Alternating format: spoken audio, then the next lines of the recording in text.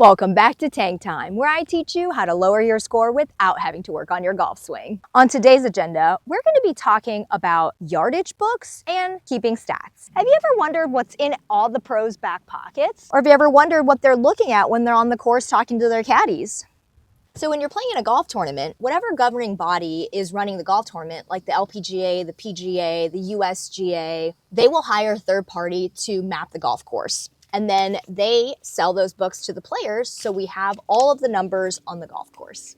We have different types of yardage book makers that have their own style. And what you're seeing in players' pockets are the yardage book covers. Because these books are made out of paper and we play the same golf course year after year, we want to keep the same notes that we've had in previous years. So we want to protect these paper covers with a cool yardage book cover. So this is what people usually start with, a plastic sleeve. But I thought that was kind of boring, so I created my own duct tape yardage book covers. I made them and I sold them when I was on tour. When I hit the big leagues, I thought I had to be cool and get these leather ones like everyone else had. But it turns out these are super heavy and they drag my skirts and shorts down. So at the end of the day, my covers were still what I loved the most. And I could change them every week. So this is what the yardage book looks like. Here's a par 4, 375 yards. They'll give you an overview of the hole. This is where the yardage is measured from. If you happen to be at the back of it, it's 15 yards. If you happen to tee off this yardage, it's minus 74 yards. Here is a compass. This is one of the most important things you can have on a yardage book. So then this is a zoomed in view of the hole. I always mark where my drive goes approximately, and then there's that compass again. I really like having the compass on every hole because you check the wind before your round. If I know the wind is a south wind, it's going to come this way. Then I don't have to be confused if the wind starts swirling around. I know it's south. You can see the same thing on the tee box. If you're standing on the tee box, south is here. So the wind's going to be straight in your face. And it also helps during practice rounds. So if I'm in a practice round and I know the wind is a north wind, but I know the tournament round is going to be a south wind, I can stand on the tee box and I'll have a great idea where the ball can potentially go based on the wind. If you see here, it shows you the run out, 245, the cover, 242. Back in the day, we weren't allowed to use lasers, so you'd had to go to a sprinkler head and walk off the yardage to your ball. And that's how we got our yardages. All numbers are measured to the front of the green, which is represented by this dot right here. You can see right there that says +2. That means there's 2 elevation. And this is the green overview. So 15 yards gets you past here, 29 gets you past the second ridge. They do some small markings here to show slope. Here's an example of a different yardage book. This one has this cool colored picture. You have a good visual of where to aim off the tee box. And then it does a whole overview and then a zoomed in green.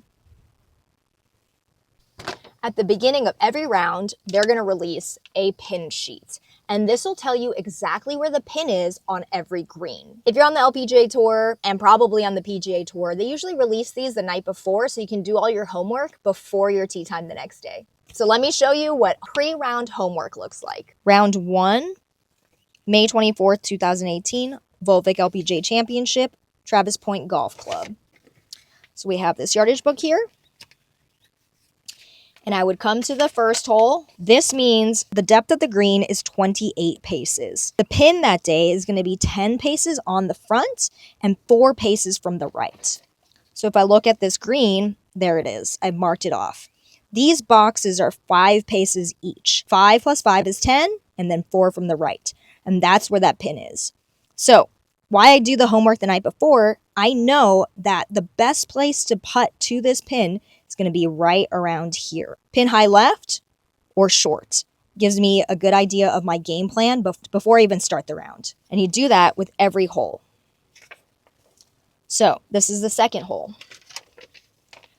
Second hole, 12 on, 3 from the right. It's going to be right there. 12 on, 3 from the right. That means I know we can be anywhere on this side and have the best putt for a birdie opportunity. And you can see this is how I would take notes on the golf course. The front number is 165, the pin number 177. If it's 177, maybe I want to land at 170. Clears that ridge, gets me a good bounce. I've got a putt looking from here or here. And that's how we prep with the yardage book for a golf tournament. Take this yardage book right here, slide it into my handy dandy yardage book cover.